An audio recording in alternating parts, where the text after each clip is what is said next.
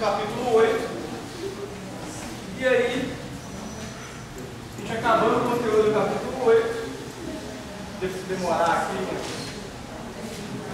meia hora para fazer isso, uma hora no máximo. E aí eu vou voltar no capítulo 6 e 7, fazendo exercício. Tá?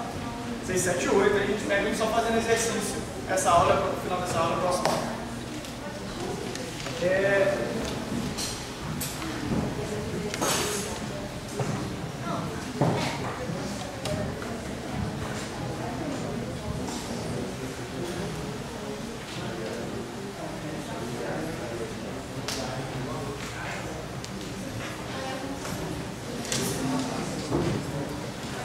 Então, na última aula, o último tópico que a gente falou foi de colisões elásticas. Falando de colisões, desculpa, mas de colisões inelásticas. Eu começo sempre com a inelástica, porque igual eu mostrei na aula passada, é a mais fácil. É a que tem menos conta, as colisões elásticas dá mais conta. Então eu prefiro fazer a inelástica primeiro, para depois ir fazer a elástica. Então só para, de maneira bem geral, tá? Eu vou começar a escrever, separando em 2 quadros. O que você precisa lembrar de uma para colisões elásticas? Primeiro, o momento é conservado na colisão. Então, o momento linear total antes da colisão, vou botar aqui no I de inicial, tem que ser igual ao momento total depois da colisão. Tá? Então você fala assim, é só isso que eu tenho que lembrar? Em princípio, sim. Você tem um momento do sistema antes, você tem um momento do sistema depois da colisão. Isso tem que ser uma igualdade porque o momento se conserva. Ok? E se é uma colisão elástica, a definição de colisão elástica é que é uma colisão que conserva a energia mecânica.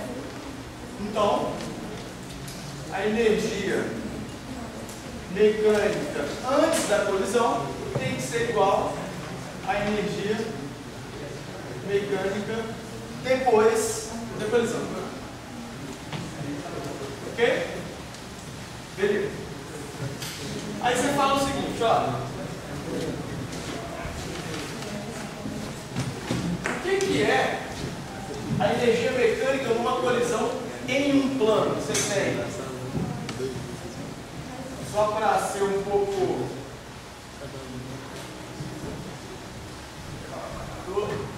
para tentar não deixar só em letrinhas, só.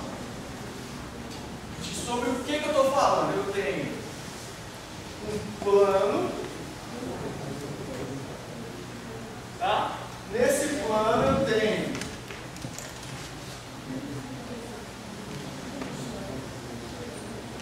duas, por exemplo, massas. Uma massa MA, então isso aqui é o plano. Vou botar assim só para. Tenho X, Y, Z, então tenho duas partículas de massa MA, MB no plano, que tem velocidade A, vou chamar assim, A, I no plano, é a velocidade inicial dela, e a velocidade B, I, estão no plano. Essas duas caras estão em uma direção ao outro, e depois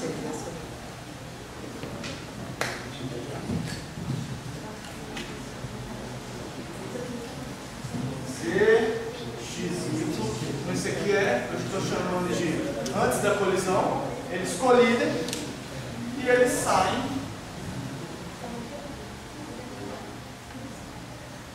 com alguma velocidade VAF, MA, VF, MB. Isso aqui é depois. Ok? Então tá lá duas bolinhas. princípio, duas partículas, elas colidem, saem, então elas têm uma velocidade inicial antes, tá certo? Então se elas têm uma velocidade inicial antes, então cada uma tem uma energia cinética, tá certo? Colidem e depois elas saem com uma velocidade final, tá? Então elas também têm uma energia cinética, e o fato de o movimento estar em um plano, nenhuma energia potencial mudou. Tá certo? Se a energia potencial não mudou, a energia mecânica ela só é composta da parte cinética. Tá certo? Beleza. Então agora, dando uma materializada no problema, vou abrir mais essas contas. Aí você pode falar assim, porra, isso aqui serve só para colisão de duas bolinhas de sinuca? Não. Isso aqui serve para tudo. Isso poderia ser um nêutron e um núcleo de um átomo de urânio, e aí o nêutron vai lá, bate no núcleo de átomo de urânio, sai um nêutron mais três outros átomos de urânio, se quebra a fissão nuclear. Então isso serve para tudo. Tá? Foi colisão elástica, basta você dar um nome de quem você está querendo dizer que é a colisão de um elétron com um elétron, beleza? Então, em princípio, se a colisão for elástica, isso vai funcionar. Tá? Inclusive, estou falando isso porque nos exercícios dos livros, tem lá, considere um átomo de um nêutron de colidir com um núcleo de átomo de urânio, só para dar um exemplo. Essas coisas sempre tanto quanto gerais. Tá? Beleza. Vamos pensar o seguinte, quem que é o momento total antes da colisão? Antes da colisão, você tem duas massas, possivelmente cada uma com velocidades diferentes. Então você tem, vou escrever assim, ó, é o momento P da partícula A I mais o momento P da partícula B I. Esse total quer dizer a soma de todas. Então, desmembrei em dois. Isso vai ser igual ao momento A final mais o momento B final. Tá? Do lado de cá, o que eu tenho? Energia cinética inicial, vai ser a mesma coisa. Energia cinética da partícula A inicial mais a energia cinética da partícula B inicial é igual à energia cinética da partícula A final mais a energia cinética da partícula B final. A gente fala, pô, se tivesse uma terceira, se no processo da colisão saísse uma, duas, né, essa aqui, a B pudesse quebrar em duas, o que você faria? Bem, se ela pudesse quebrar em duas, depois da colisão teria o quê? Uma, duas, três partículas, cada uma com massas diferentes e velocidades diferentes. Então, beleza, apareceria mais um terceiro termo aqui, e aqui mais um terceiro termo aqui.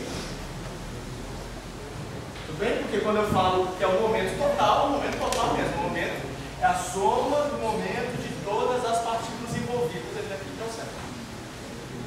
Tá? Só estou dando um exemplo, não para complicar isso agora, mas é só para, caso isso apareça, vocês saibam pensar como ir, que direção. Beleza. Vamos escrever mais agora explicitamente.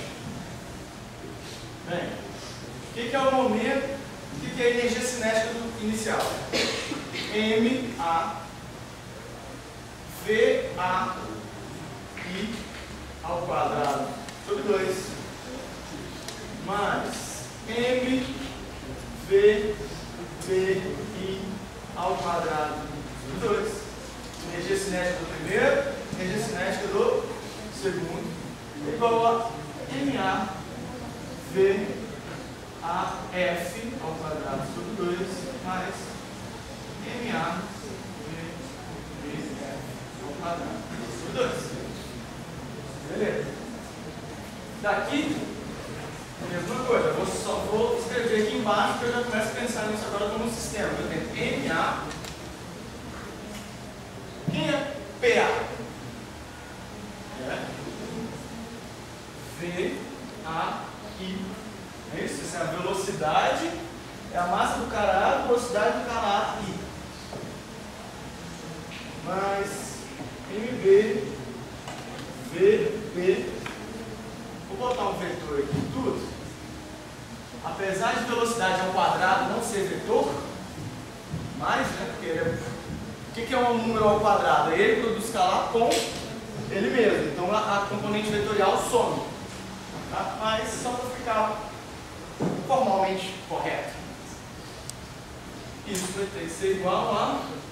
Aqui é I, né? MAVAF mais MB VBF.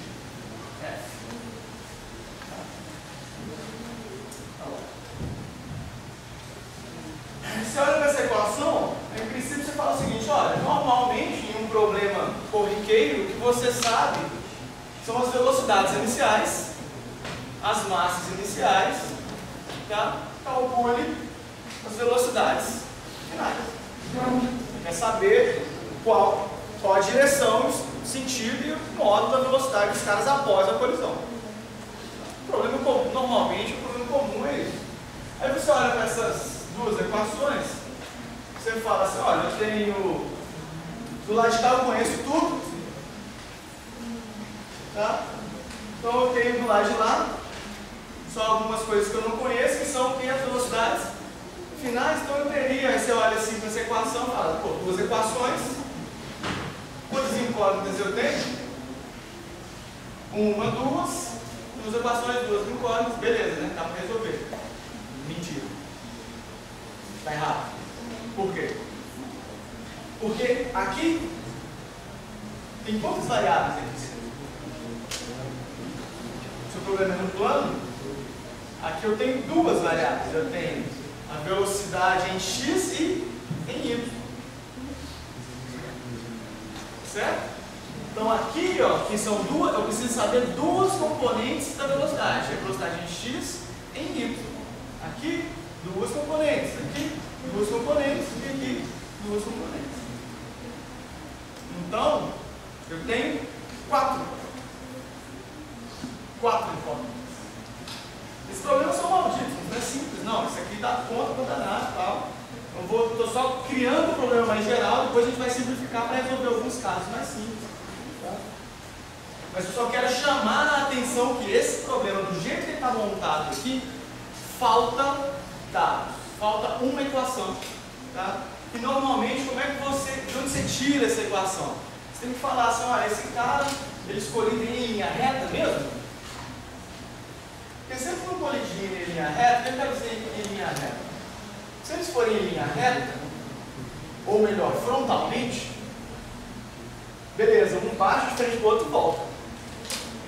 Mas se eles não colidirem em linha reta, por exemplo, esse cara está aqui, ó, botei muito para baixo, eles com certeza, se esse cara anda para cá e esse cara anda para lá, eles com certeza vão colidir. Por causa, ó, dessa linha aqui, vai acabar colidindo aqui, ó. Existe um ponto em que eles vão colidir. Porém, nesse caso, eles vão refazer isso.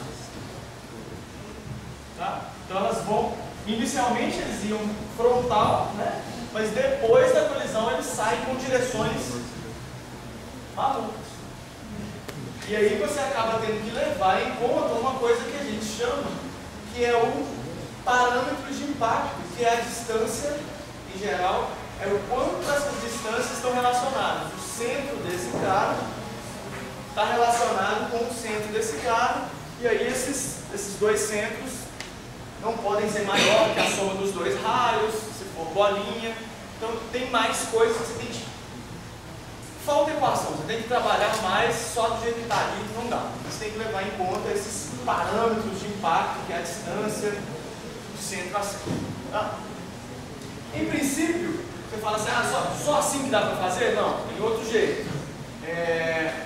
Uma coisa que é conhecida é que você não sabe as velocidades, você sabe que essa configuração aqui, cada um vai sair em um determinado ângulo. Aí você vai lá e mede experimentalmente o ângulo, mas você não consegue inferir a priori o ângulo sem saber o parâmetro de par. Tá? Então esse é um problema um pouco mais complicado, que a gente vai tratar ele agora unidimensionalmente. Tá? Unidimensionalmente facilita a vida, e aí depois a gente vai para um ou outro caso em duas dimensões. Tá? Não dá para fazer todos. Aí onde vocês veriam isso de maneira geral, num curso de mecânica? Um curso de mecânica que vai trabalhar com isso aqui de maneira geral, abrir todas as equações, todas as hipóteses. Deixa eu mostrar o que eu estou querendo dizer com isso aí, pesado. Vamos lá.